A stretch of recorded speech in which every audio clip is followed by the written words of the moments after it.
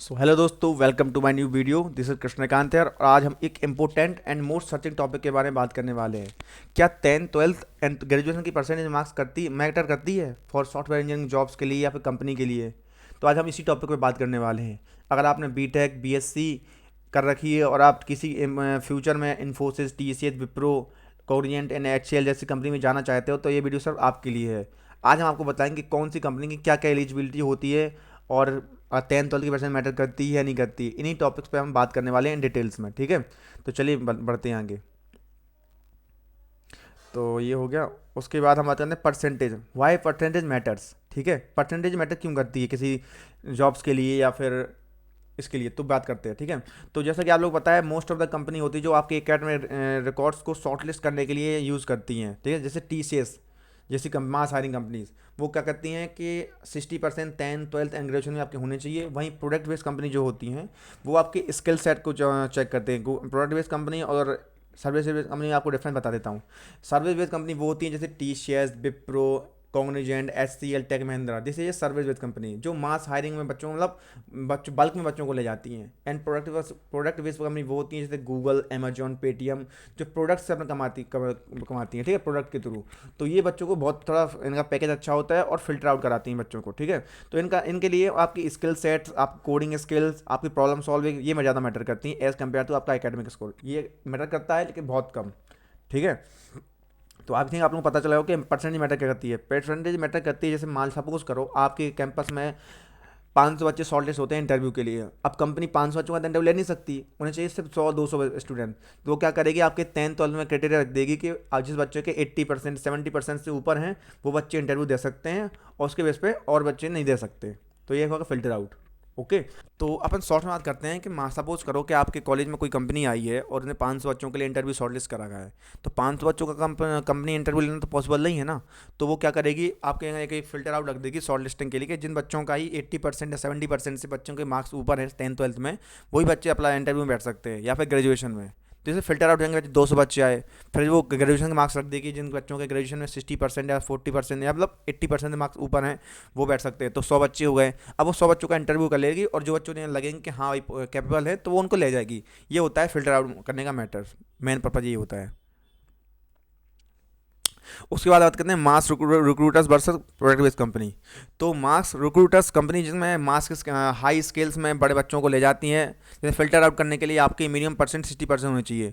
वहीं product based company या startup के लिए क्या होता है कि आपका real world skill set, coding का depth knowledge and problem solving skill ज़्यादा मैटर करती है। आपका जो एनालिटिक थिंकिंग होती है वो आपकी स्ट्रांग होनी चाहिए। प्रोडक्ट बेस्ड में ये मैटर करता है। आपकी जो एकेडमिक स्कोर है उनके लिए कम मैटर करता है। तो कुछ कंपनी जो है जो मास हायरिंग कंपनी है और प्रोडक्ट बेस्ड कंपनी, उनको जाना है। टीसीएस, इन्फोसिस में 60% आपके मार्क्स होने चाहिए 10th 12th ग्रेजुएशन में। इसमें मेनली फोकस होता है उनका एप्टीट्यूड एंड जो उनका एग्जाम खुद लेकर आती है टेस्ट वगैरह, उन पे फोकस होता है उनका। अमेजॉन और गूगल जैसी कंपनी होती है उनके लिए कोई रिस्ट्रिक्शन नहीं होता कि आपके 10th 12th में कितने परसेंटेज है। वो चेक करती हैं आपके प्रोजेक्ट्स एंड आपके डीएसए स्किल्स। वो डीएसए के राउंड लेती हैं, आपकी प्रॉब्लम सॉल्विंग स्किल्स चेक करती हैं। उसके बाद स्टार्टअप्स आते हैं। तो स्टार्टअप्स में मैटर करता है, कई में मैटर करता है, कई मैटर नहीं करता है। तो ये डिपेंड्स करता है स्टार्टअप कैसा है, उनको रिक्वायरमेंट है उस चीज़ की या नहीं है। तो वो देखती हैं आपकी स्किल्स है ना गिटहब रिपोजिटरी, कि आपने जो गिटहब प्रोजेक्ट्स ऐड कर रखे हैं उन पर आपने काम कर रखा है या फिर वो लिंक वर्किंग है या नहीं है। तो उस पर वो देखती है। उसके बाद काम बात करते हैं on campus end off campus के बारे में। तो कैंपस प्लेसमेंट में कंपनी फिल्टर करने के लिए एकेडमिक्स को तो चेक करती हैं क्योंकि उन्हें जल्दी शॉर्टलिस्ट करने होते बच्चों को।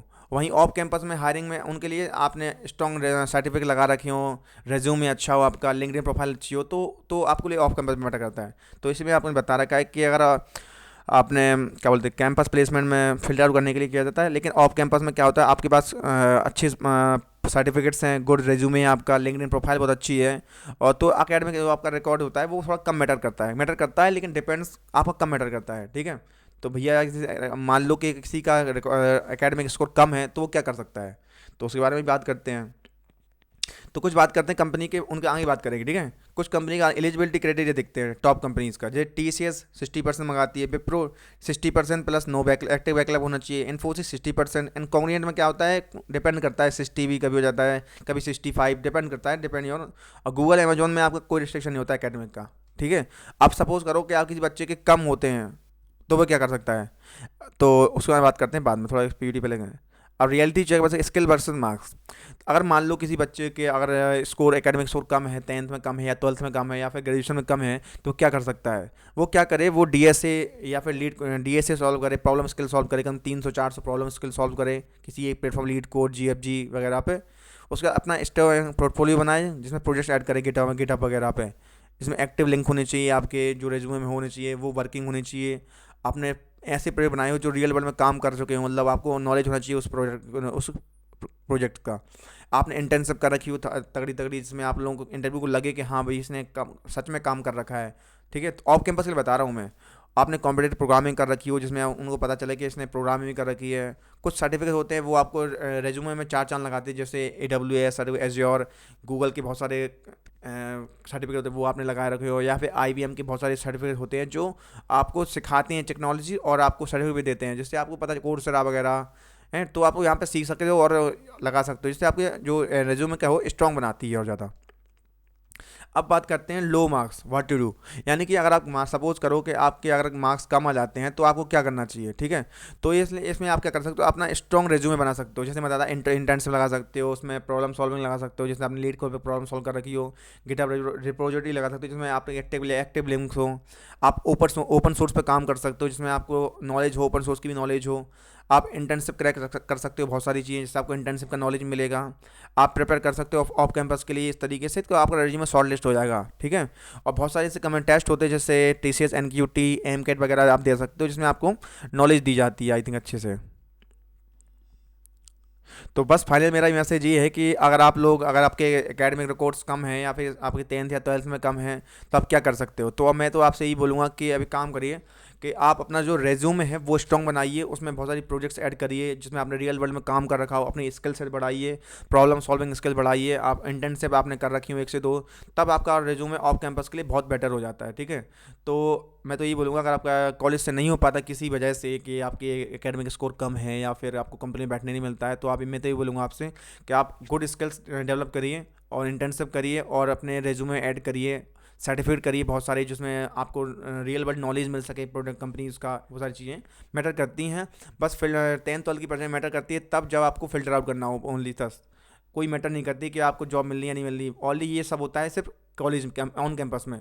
ऑफ कैंपस में आपकी स्किल देखी जाती हैं, आपकी गिटहब रिपोजिटरी देखी जाती है, आपने कौन से प्रोजेक्ट पर काम कर रखा है, आपकी प्रॉब्लम स्किल्स कैसी हैं, वो अपना खुद का एग्जाम लेती हैं और आपको जॉब देती हैं। तो आई थिंक आप लोगों को बहुत मदद मिलेगी इस वीडियो से। तो हमारी वीडियो अब तक आप लोग लाइक नहीं तो लाइक करें, कमेंट करें, अपने दोस्तों से जरूर शेयर करें जिससे उनकी इन्फॉर्मेशन पहुँच सके और उनकी हेल्प हो सके। और अभी तक आप लोगों ने मेरा चैनल सब्सक्राइब नहीं तो सब्सक्राइब जरूर कर दें और नोटिफिकेशन बेल को ऑन कर लें, जिससे मेरे पास जो आने वाली अपकमिंग वीडियो होगी वो आपका जल्दी से जल्दी पहुँच सके। तो थैंक यू, आज के लिए बस इतना ही। और आप लोग चाहते हो कि किसी और टॉपिक्स पे स्पेशली मैं वीडियो बनाऊं, तो आप मुझे टॉपिक कमेंट करिए, मैं उस टॉपिक पे वीडियो बनाने की कोशिश करूंगा और उन पे अपना बेस्ट दे पाऊंगा, ठीक है आप लोगों को। और मैं आप लोगों को एक और बता देता हूं कि मैं थोड़ा सा सोच रहा हूं कि आप लोग अगर अच्छा रिस्पॉन्स दिखाते हो वीडियोज़ में, तो मैं एक अच्छा ऐसा वीडियो बनाऊँगा जिसमें मैं आपके फर्स्ट ईयर से लेकर 4th ईयर तक के सारे किस तरीके से रोड मैप होना चाहिए वो वीडियो बनाने वाला हूँ। तो आप उस तरीके से वीडियो चाहते हैं तो कमेंट करिए, मैं आपको वीडियो बनाऊँगा। तो आज के लिए इतना ही, थैंक यू। चलिए आज मिलते हैं आगे नेक्स्ट वीडियो में।